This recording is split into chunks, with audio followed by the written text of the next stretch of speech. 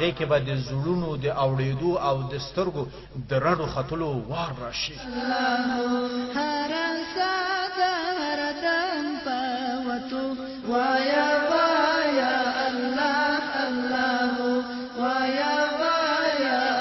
ګرانه که کبیره ګناه در څخه نه وي سوي نو د ښه لمانځه په ادا کولو سره به ستا صغیره ګناهونه داسې در وبخښل شي لکه له مور نه چې نوی زېږېدلی وي.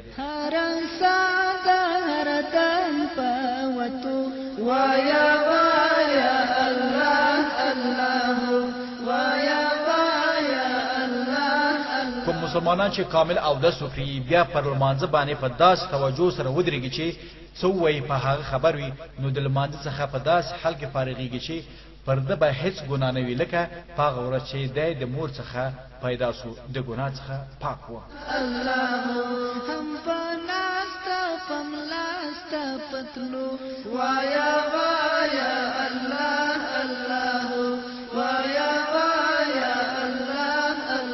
حضرت عبدالله رضی الله تعالی عنہ فرمایي چې ما رسول الله صلی الله علیه وسلم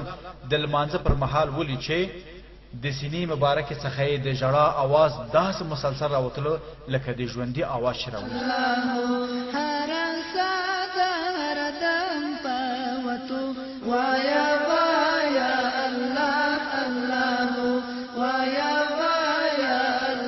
نبی کریم صلی الله علیه وسلم فرمایي کله چې سړی د لمانځه څخه فارغ شي او د ده لپاره لسمه برخه د ثواب لیکل کېږي دارنګه د بعضو کسانو لپاره نهمه برخه او د بعضو لپاره اتمه او د بعضو لپاره اومه او د بعضو لپاره شپږمه پنځمه څلورمه درېمه او د بعضو لپاره نیمه حصه لیکل کېږي.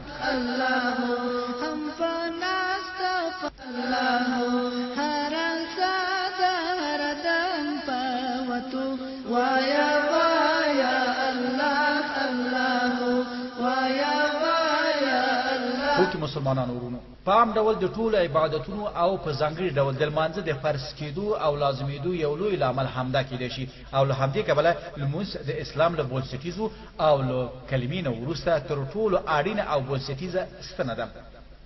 لماز بن جبل رضی الله تعالی عنہ روایت دی چې رسول الله صلی الله علیه وسلم فرمایل اصل او بنسټ اسلام ده او بنسټیزه ستنه لمونځ او بیا څوک جهاد دی یعنی اسلام په لمانځه ولاړ دی او د اسلام ساتنه په جهاد سره کیږي.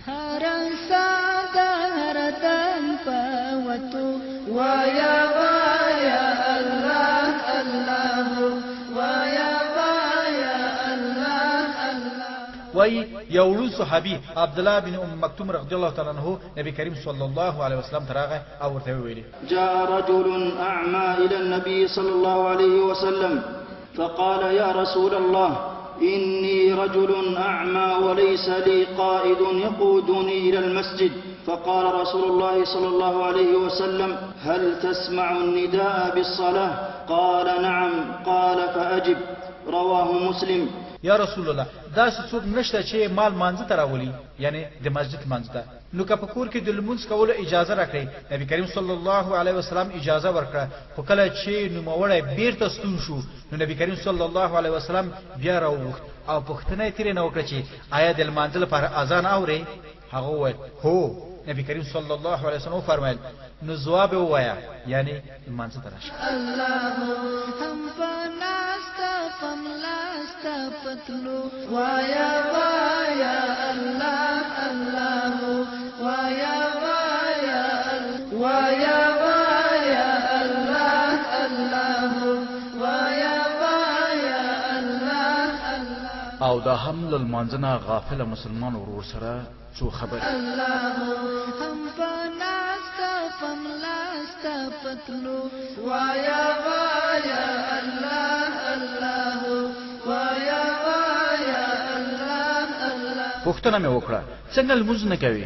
وی ویل مشغول ما و مې ویل څه مشغولیت تر لمانځه هم مهم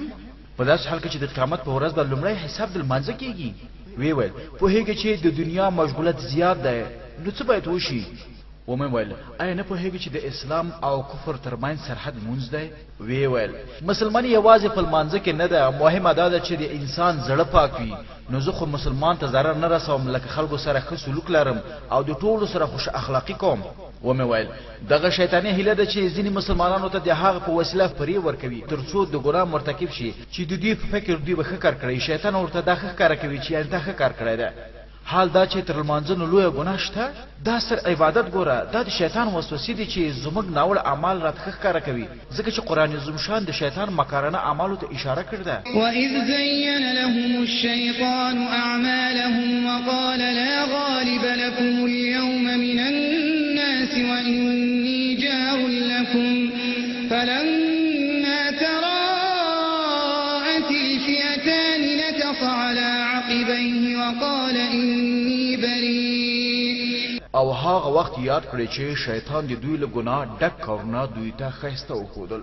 وی ویل ډیر خلک شته چې لمونځ کوي خو بیا هم ګناوې کوي ومې ویل نو څوک چې لمونځ کوي هغه به نو ګناه نه کوي معصوم به وي معصوم خو له ګناه څخه یوازې پیغمبران دي خو ته لمونځ کوه او وروسته ناوړه اعمال پرېږده او ښه کارونه شروع کړه او پیل کړه همدغه ته به په ټولنه کې یوه نمونه وي او د ستا ښه اعمال به په ډېرو خلکو ښه تاثیر وغورځوي وی ویل زه خو کلمه لا اله الا الله وایم او الحمدلله مسلمان ما او رسول الله صلی الله علیه وسلم فرمایلی چې لا اله الا الله د جنت کلی ده او بل دا چې الله جل وعلا شانه غفور او رحیم دی ومې ویل دا چې لا اله الا الله د جنت کلی ده هیڅ شک پکې نشته ولې ته پوهېږې چې علماو په شرح د دې حدیث شریف کې څه ویلي لا اله الا الله د جنت کلی ده ولې هر کلی دندانې لري چې د هغه په وسیله دروازه خلاصيږي او د جنت د کلی دندانې صالح اعمال دي او لا اله الا الله پرته له ښه اعمالونو څخه په اسلامي تعلیماتو کې د بې دندانو کلیګانو په شان ده لکه چې الله جل وعلا شانه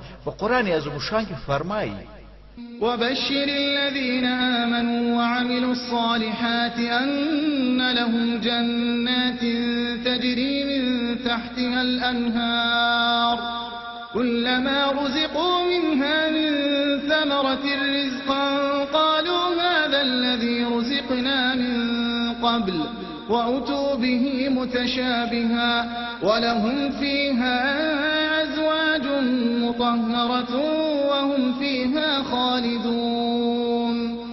ای پیغمبر هغه کسانو ته چې پر دې قران کریم ایمان راوړی او د قران له حکمونو سره سم ښه کارونه کوي د داسې جنتونو زیری ورکړي چې تر اونو او مانیو لاندې ویالي بهیږي نو ثابت شو چې ایمان او نیک عملونه لازم او ملزم دي په بل ځای کې لوی خدای جل وعلا شانه فرمایي والذين آمنوا وعملوا الصالحات أولئك أصحاب الجنة هم فيها خالدون او هغه کسان چې مؤمنان دي او ښه عملونه کړی دي دوی د جنت ملګری دي او دوی به تل په دې جنت کې وي یو بل ورور چې سخت زحمت کښه او خپل مونځ بالکل نه کولو ورته مې ویل ورور ته ولې لمونځ نه کوي راته وویل له وسه مې نه کېږي او که څه هم تر ټولو ماته ګران شی لمونځ دی ورته مې ویل وروره آیا ته له دې خبر نه یې چې څوک په لمانځه کې سسته کوي د هغه لپاره سخت وعید ده او دا خو د منافقانو علامې دي ځکه چې الله جل وعلا شانه د هغو کسانو په اړه چې په لمانځه کې سسته کوي فرمایي إن المنافقين يخادعون الله وهو خادعهم وإذا قاموا إلى الصلاة قاموا كسالى يراءون الناس ولا يذكرون الله إلا قليلا بشک منافقان فکر کوي چې دوی الله جل وعلا شانه تیر باس حال دا چې الله جل وعلا شانه دوی ته د تیر استلو سزا ورکوي او کله چې دوی لمانځه تر پاتېږي په سستۍ سره پاتېږي دوی د خلکو په وړاندې ځان ښودنه کوي او الله نه یادوي خو لک بیا مرته د لمانځه اهمیت او د لمانځه د پریښودو سخت عذابونه بیان کړل د دې نه وروسته هغه کس سخت خفه شو وروسته یې راته وویل زه هر کال یوازې په روژه کې لمونځ کوم کله چې روژه ختمه شي زما لمونځ هم ختم شي خو نن ورځ زه له خپل رب سره او تا سره وعده کوم چې د روژې له پیل څخه وروسته به بیا د مرګ تر وروستۍ ورځې پورې لمونځ نه قضا کوم همغه و چې وروسته بیا د ټولو څخه مخکې همدا کس لمونځ ته پاڅېدل